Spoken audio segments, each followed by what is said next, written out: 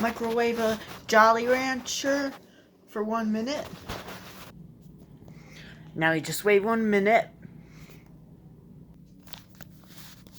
Let's see.